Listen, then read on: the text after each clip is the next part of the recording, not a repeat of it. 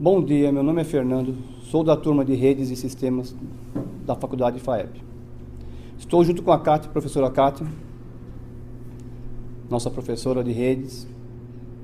Correto, Kátia? Bom dia. Onde a gente vai instruir ou dar instruções para vocês sobre hardware e dando o procedimento na oficina de informática. Que eu vou explicar cada componente que contém o computador ou a CPU.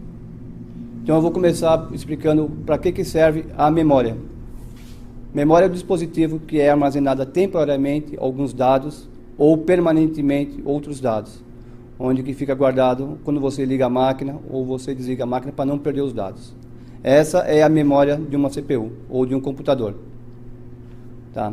Essa memória serve para isso. Agora eu vou te explicar sobre o processador. O processador é o componente onde é processado as informações que a gente digita na CPU ou no computador.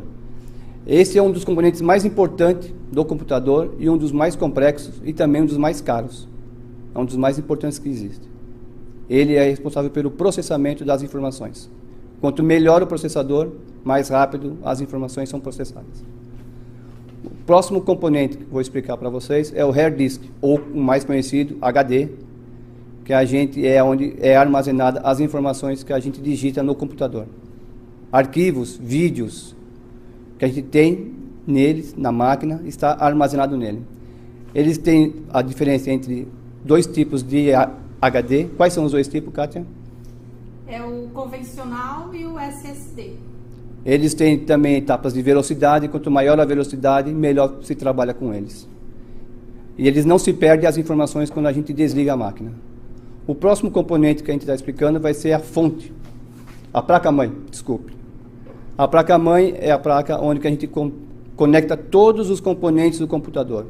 Processador, cartões, fonte, cabos de rede, tudo nele.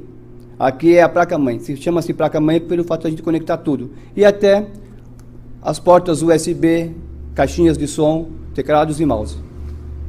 Tanto os componentes internos quanto os componentes externos que vai na CPU. E por último, a fonte, onde que é a fonte de alimentação. A fonte, processador o CD-ROM. Essa fonte é o que converte a energia 110 de uma residência, de um escritório, para a energia menor que dentro do computador. O CD-ROM é onde que a gente usa. O próximo componente é o CD-ROM, onde que a gente usa para quê? Para rodar os nossos vídeos, o CD-ROM, DVD, instalação do Windows, tudo que é de CD, a gente faz por esse componente. Tem mais alguma placa, Kátia, que eu posso explicar? Não. Esses são os componentes de uma CPU. Eles conectados, a máquina funciona e trabalha normalmente. Vou deixar vocês com a Kátia agora fazer a apresentação. Muito obrigada. Bom, gente, agora eu vou falar um pouco sobre vírus de computador, né? Vou explicar. Vírus, na verdade, é um software ou um pedaço de um código de software que tem como objetivo estragar o computador de vocês, né? Estragar a execução dos programas e dificultar o uso do computador. Para que ele foi criado? Ele foi criado mais por diversão mesmo, né? Aqui eu coloquei dois tipos de vírus diferentes. O Icataco, que transforma tudo que é imagem em uma lula. Então, ele estraga todas as suas fotos, ele converte todas as suas imagens em lula. Então, você perde as suas fotos e aí você não recupera mais. E um outro tipo de vírus, que é muito comum ultimamente, que é um ransomware, que é um vírus de sequestro de dados. Ele bloqueia a sua máquina e ele pede para você fazer um depósito em dinheiro. Você faz o depósito no cartão de crédito e, muito possivelmente, você nunca mais vai recuperar nada do seu computador. Vai ter que formatar e vai perder tudo. Esse vírus tem atacado muitas empresas, hospitais, instituições, tem entrado com bastante força no Brasil agora.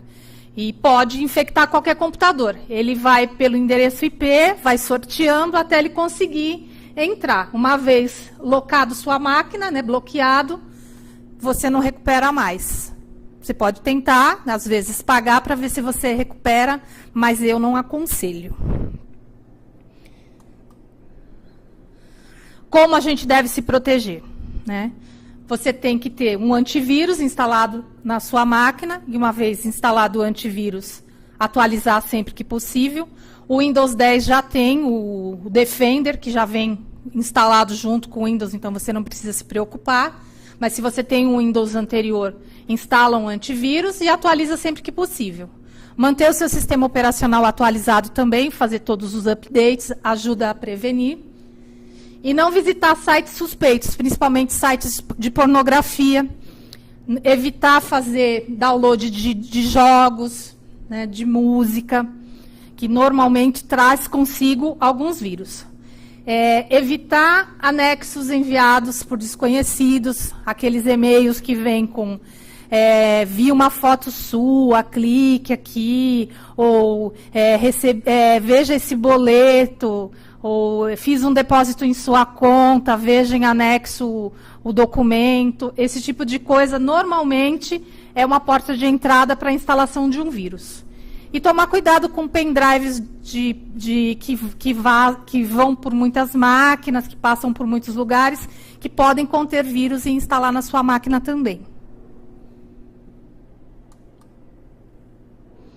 E por falar em segurança, vamos também tomar cuidado com as senhas. Eu coloquei aqui o top 15 das senhas mais usadas e o top master da senha mais usada no mundo, que ainda é a 1, 2, 3, 4, 5, 6. Né? Então, por favor, vamos evitar o uso das senhas mais comuns para a gente ter um tipo de proteção um pouco melhor. Né? Uma outra coisa que eu gostaria de falar com vocês é sobre as doenças pelo uso excessivo de internet e de smartphones. Hoje, o Brasil possui 5 computadores para cada 6 habitantes. Né? São 174 milhões de computadores para 208 milhões de habitantes. Em compensação, são 234 milhões de celulares. Já é mais de um celular por habitante no Brasil. Então, nós temos muita tecnologia disponível o tempo todo, e isso acaba desencadeando uma série de doenças. Uma delas é a síndrome do toque fantasma. De tanto você conviver com o celular, de tanto você estar com a proximidade dele, você começa a achar que ele está sempre tocando, sempre vibrando. E aí você começa a não conseguir relaxar. Então você acha que ele está tocando na bolsa, você acha que ele está tocando no bolso, e você fica sempre querendo atender, mesmo ele não estando tocando. Isso é um problema de saúde. Como a nomofobia. Você não consegue ficar com o celular sem bateria, você não consegue ficar com o celular sem internet, porque você fica num estado de ansiedade muito grande. Você não consegue viver sem a tecnologia.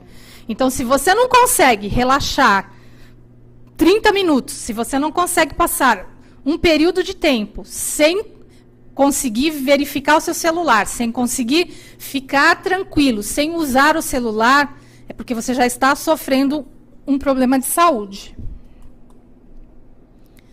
O vício de jogos online todo mundo conhece, tem gente que não toma banho, tem gente que não dorme, não se alimenta, passa dias sem sair de casa desse jogo frenético, né? Você fica 3, 4 dias jogando compulsivamente e não consegue fazer nenhum outro tipo de contato social. Isso também precisa de ajuda psiquiátrica para poder fazer um tratamento. O efeito Google é uma coisa que afeta todos nós, que é você não procurar mais as coisas na sua memória. É você procurar as coisas no Google. Então, antigamente, quando você não conseguia lembrar como se escrevia uma palavra, normalmente você tentava no rascunho para tentar lembrar a forma de se escrever. Agora não, você procura no Google. quando você não conseguia lembrar de alguma coisa, você tentava sempre pesquisar na sua memória. Agora você não precisa mais da sua memória, você procura no Google. Então, o efeito Google faz com que a gente se torne preguiçoso, faz com que a gente não busque mais as coisas na nossa memória, né? A gente tem o Google para isso.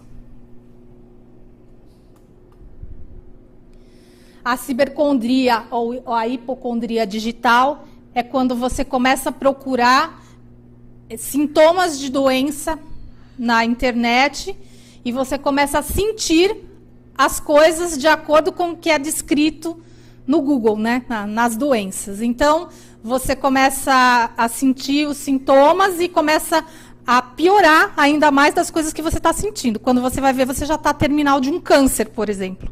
E você, às vezes, começa a se automedicar de acordo com as coisas que você vai vendo na própria internet. Isso é muito perigoso.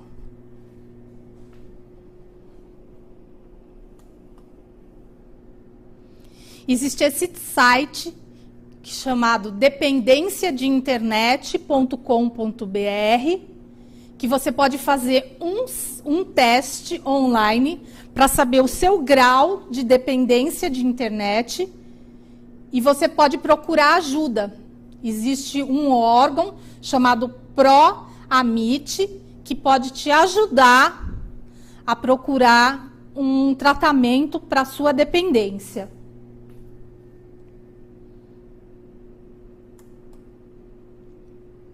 Existem outras doenças que já existiam antes, mas que elas têm se tornado mais graves por causa das redes sociais.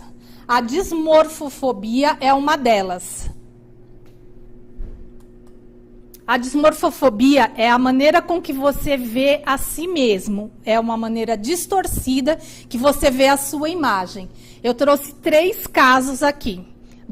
Da publicitária Solange, que se via dessa forma, do pedreiro Arlindo, que por mais que ele aumente a forma da sua musculatura, para ele nunca é suficiente, e dessa chinesa, que fez uma série de alterações faciais, e mesmo quando todos os cirurgiões disseram para ela que não fariam mais nada, ela mesmo começou a se injetar substâncias no rosto, provocando esse tipo de deformidade. Então, é assim, as pessoas que estão acostumadas a usar as redes sociais estão acostumadas em fotos perfeitas, situações perfeitas, imagens perfeitas, lugares perfeitos. Elas que sofrem de dismorfofobia, elas não conseguem aceitar o próprio corpo, estão sempre precisando de mais, e elas nunca vão encontrar a situação ideal do rosto delas, do corpo. Então, elas acabam passando do ponto. Aqui, no caso, alguns famosos que sofrem dessa situação e que vão continuar e nunca vão atingir o objetivo, porque o problema é psicológico e se não procurar um tratamento, vai realmente passar do limite.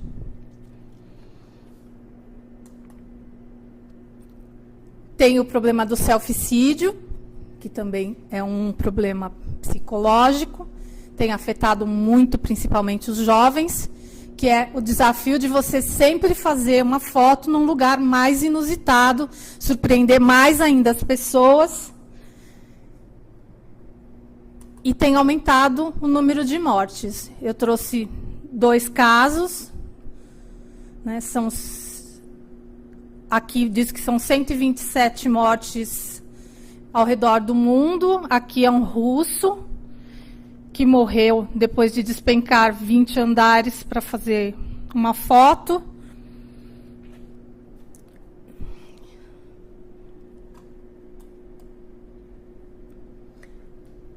Não precisa nem falar que, né, o problema de depressão e ansiedade também, por causa do uso excessivo de redes sociais, com as fotos perfeitas, corpos perfeitos, lugares perfeitos, a vida feliz, que todo mundo prega nas redes sociais.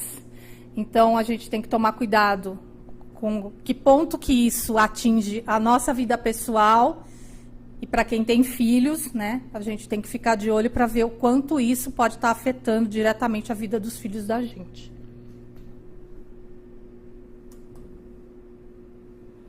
E, por falar em filhos, um outro problema causado pelas redes sociais é o cyberbullying, né, que é o bullying que acontece no mundo digital, que é tão sério quanto o bullying que acontece na vida real. Só que mais silencioso, porque é muito mais difícil de ser notado. Porque às vezes acontece com a criança e com o adolescente sem que ninguém perceba, e ele sofre sozinho.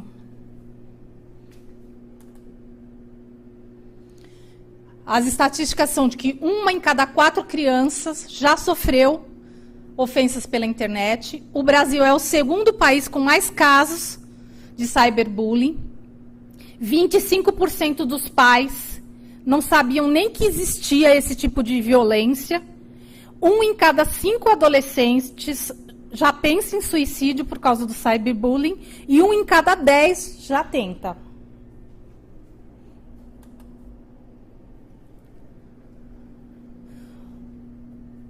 Aqui tem um gráfico que diz que 82% das crianças e adolescentes usam a internet. 91% acessam pelo celular, então o controle fica muito mais difícil. Entre 9 e 10 anos, com perfis em redes sociais, 62% tem entre 9 e 10 anos, 97% entre 15 e 17 anos. Em 2018, 23% foram tratados de forma ofensiva na internet. 24% foi discriminado por cor ou raça, 16% por aparência física, 13% por gostar de pessoas do mesmo sexo e 10% por religião. Então, as redes mais populares são o Facebook, o WhatsApp e o Instagram. Então, assim, é uma questão social, né? Foi realizada com 3.000 crianças e adolescentes. Eu acho que é uma situação que os pais devem se preocupar bastante, se preocupar em verificar os celulares, se possível, verificar as redes sociais. Eu sei que é difícil, com criança um pouco mais fácil, com adolescente um pouco mais difícil, mas é melhor você ter uma conversa mais franca e ter um problema em casa de invasão de privacidade, porque eles consideram isso como uma invasão de privacidade, e você resolver uma situação assim, do que você ter um problema um pouco mais sério depois.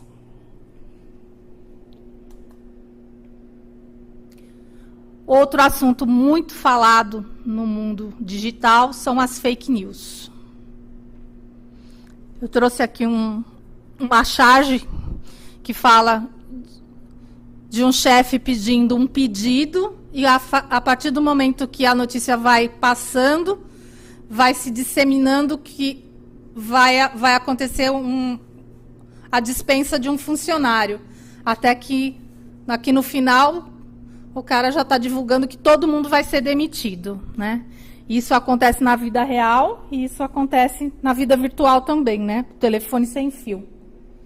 Eu trouxe alguns assuntos de boatos de internet, né? Pombas são moídas junto com a cevada. Apareceu aí na época que a carne daquela que estava se falando daqueles problemas da carne. Aí começaram a falar que a Ambev estava moendo as pombas junto com a cevada. O filho do ex-presidente Lula foi visto com uma Ferrari banhada em ouro no Uruguai. Aí, naquela época que teve aquela exposição no Sul, aí saiu essa notícia que escola estadual obriga os alunos a participar de exposição que defende pedofilia e suicídio. Pablo Vittar ganhará programa infantil com apoio à Lei Rouanet. Estados Unidos e ONU sugerem intervenção militar no Brasil. Governo de Goiás está distribuindo bonecas com órgãos sexuais trocados. É tipo notícias que você, só de ler, já sabe que raramente vai ser verdade, mas que tem muita gente que divulga, né? E manda ver no WhatsApp para os amigos, para os grupos de família, né? Que foi o caso que aconteceu com essa mulher aqui, né? Foi divulgado um retrato falado, ela foi confundida, foi espancada até a morte e foi julgada, né? E espancada até a morte. E ela não tinha realmente nada a ver.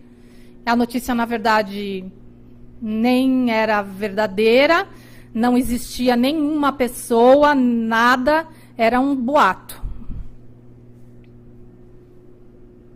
Então, a gente tem que tomar muito cuidado com o que a gente divulga. A gente precisa, pelo menos, ler. A gente precisa, pelo menos, ter noção do que a gente está divulgando. O Brasil é um dos países mais preocupados com fake news, né? Por que será, né? Existem sites na internet que o próprio nome já diz, sensacionalista. O subtítulo já diz, isento de verdade. Então, assim, já está claro que tudo que ele vai anunciar aqui é falso. Mas tem gente que pega a notícia e passa para frente como se fosse verdade. Eu não sei se a pessoa tem dificuldade em entender. Eu não consigo entender da onde sai a notícia, mas... Aqui, ó. Bolsonaro vai para a Record e anuncia Mion na Fazenda. Mas, né? Então, como não cair nos boatos da internet? Primeiro, você vai conferir a fonte da notícia. É um site muito estranho? Você nunca viu esse site? Sabe de onde veio? Né? Então, tem um pouco mais de cautela de onde você está vendo isso. Lê a notícia. Não é porque você viu o título, você já vai sair enviando. Vê se a notícia não é velha. Às vezes, a notícia é verdadeira, mas é uma coisa que aconteceu há 10 anos atrás. Parece uma coisa muito bizarra. Está desatualizada. Quando a coisa é muito alarmista, assim, é melhor desconfiar. Se for de site de humor, já é uma coisa que você deve desconsiderar. Né? Então, se você ficou na dúvida, não compartilha. E ainda tem a possibilidade de você conferir. Existem 3 sites que eu vou falar. Esse é o E-Farsas, que tudo que ele acha que pode ser boato, ele posta aqui. Aí ele vai te dizer se é mentira ou se é verdade. Aqui. O Papa apareceu em público mostrando o livro da banda de rock Slayer. É verdade ou é mentira? Aí ele vai dizer aqui. Tem esse boatos.org. Também tem uma série de notícias, e ele também vai dizer se é mentira ou se é verdade.